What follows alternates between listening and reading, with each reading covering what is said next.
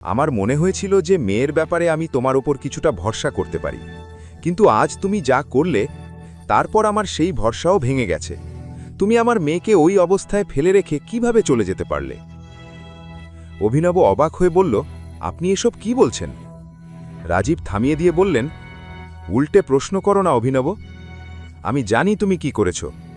যখন একটা গুন্ডা তোমার চোখের সামনে অনন্যাকে হেনস্থা করছিল, তখন তুমি তাকে ওই অবস্থায় ফেলে পালিয়ে এলে। সত্যি আমি তোমার ওপর খুব হতাশ। আমার মনে হয় না যে তুমি আমার মেয়েকে বিয়ে করার যোগ্য। এটুকু বলে রাজীবও ভেতরে চলে গেলেন। অভিনব অবাক হয়ে তাকে যেতে দেখল। সে বুঝতে পারল এই মিথ্যে গল্প চিরাগই তাদের শুনিয়েছে। অভিনবর মনে হলো তার সাথে বিশ্বাসঘাতকতা করা হয়েছে। সে চিরাগের ওপর প্রতিশোধ নিতে চায় এবং তাকে উচিত শিক্ষা দেওয়ার কথা ভাবে। রাগে কাঁপতে কাঁপতে অভিনব অনন্যার ঘরে চলে এলো। ভেতরে গিয়ে দেখল অনন্যা ঘুমিয়ে পড়েছে। অভিনব নিজেকে অনন্যার দিকে তাকিয়ে দেখা থেকে আটকাতে পারল না। তাকে সত্যিই খুব সুন্দর লাগছিল। অভিনব খুব সাবধানে তার জিনিসপত্র এক কোণে রেখে দিল, যাতে অনন্যার ঘুম না ভেঙে যায়। সে ধীরে ধীরে বিছানায় এলো এবং কম্বল গায়ে দিয়ে তার পাশে শুয়ে পড়ল। অভিনব চোখ বন্ধ করতেই সেই রাতটার কথা মনে পড়ে গেল, যখন সে প্রথমবার ভুল করে অনন্যার ঘরে পৌঁছে গিয়েছিল। এখন আগে কি হতে চলেছে? অভিনব আর অনন্যার এই ঘনিষ্ঠতা কি তাদের হৃদয়ে একে অপরের জন্য জায়গা তৈরি করবে? তাদের কি একে অপরের সাথে প্রেম হয়ে যাবে? আর অভিনব চিরাগের সাথে কি করতে চলেছে? হঠাৎ অভিনবের এক বিকট চিৎকার শোনা গেল। অভিনব পাশ ফিরতে যাবে, অমনি তাকে এক জোরে লাথি মারা হলো এবং সে বিছানা থেকে নিচে পড়ে গেল। নিচে পড়ে গিয়ে সে অবাক হল না, তার জন্য এটা কোনো বড় ব্যাপার ছিল না। অভিনব উঠে বসতেই অনন্যা বাঘিনীর মতো গর্জে উঠে বলল, তোমার সাহস কি করে হলো আমার বিছানায় আসার? অভিনব উঠে দাঁড়িয়ে নিজের পিঠের চোট মালিশ করতে করতে বলল, এখন কি আমার হাড়গোড় ভাঙার ইচ্ছে ছিল নাকি? অনন্যা বলল, আগে আমার প্রশ্নের জবাব দাও। কার অনুমতি নিয়ে তুমি আমার বিছানায় শুয়েছিলে? কার অনুমতি নিয়ে আমার কম্বল গায়ে দিয়েছিলে? অভিনব দীর্ঘশ্বাস ফেলে কম্বলটা ঠিক করতে করতে বলল, আমি তোমার স্বামী, ভুলে গেলে? স্বামী তুমি? এই শেখ চিল্লির মতো কল্পনার পোলাও রান্না করা বন্ধ করো। অনন্যার রাগে ফেটে পড়ল, তুমি আমার স্বামী নও, তুমি আমার সবচেয়ে বড় শত্রু। আমি তোমার মুখ দেখতে চাই না।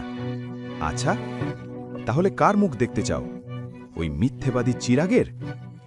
তুমি জানো তুমি কার ব্যাপারে কথা বলছো? চিরাগ সম্পর্কে কিছু বলার আগে 100 বার ভাববে। সে তোমার চেয়ে লাখ গুণ ভালো, বুঝেছ?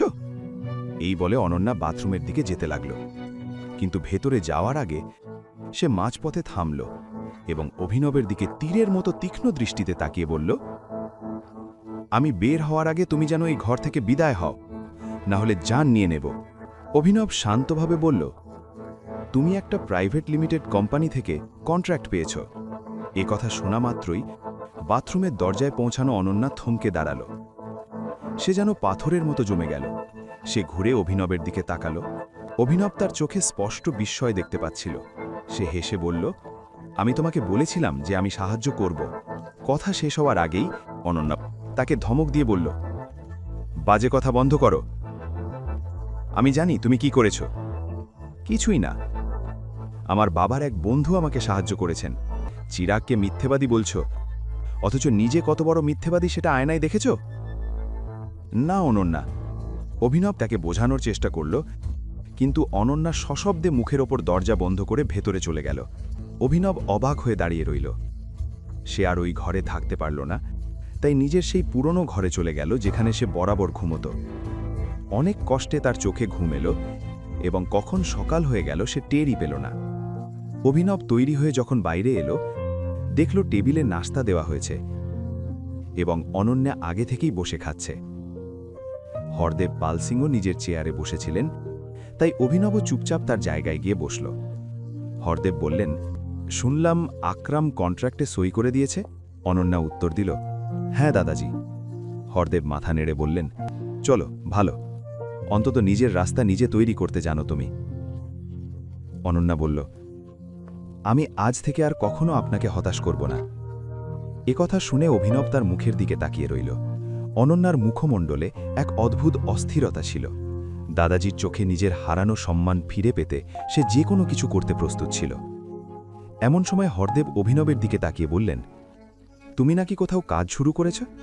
অভিনব বলল, আমিও আকরাম স্যারের কোম্পানিতে কাজ করছি। কোন পদে আছো? Office assistant. এ কথা শুনে শর্মিলা অট্টহাসিতে ফেটে পড়ল।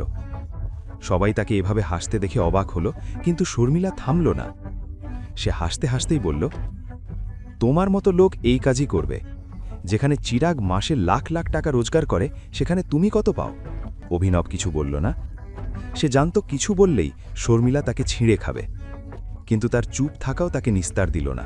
শর্মিলা খোঁচা দিয়ে বলল, কি হলো, কথা সরছে না মুখে?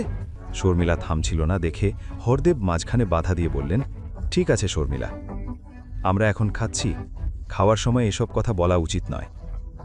হরদেবের কথা শুনে সবাই চুপ হয়ে গেল। অভিনব দ্রুত নাস্তা শেষ করে বাইরে বেরিয়ে এলো। সে শর্মিলাকে আর অপমান করার সুযোগ দিতে চাইল না। তার মনে হচ্ছিল এক্ষুনি শর্মিলার মতো 100টা বাড়ি কিনে তাদের যোগ্যতা বুঝিয়ে দিক, কিন্তু সে এখন তা করতে পারছিল না। ধৈর্য ধরা ছাড়া তার কাছে আর উপায় ছিল না। এখনই পকেট এফএম অ্যাপ্লিকেশন ডাউনলোড করুন, লিংক বর্ণনায় দেওয়া আছে।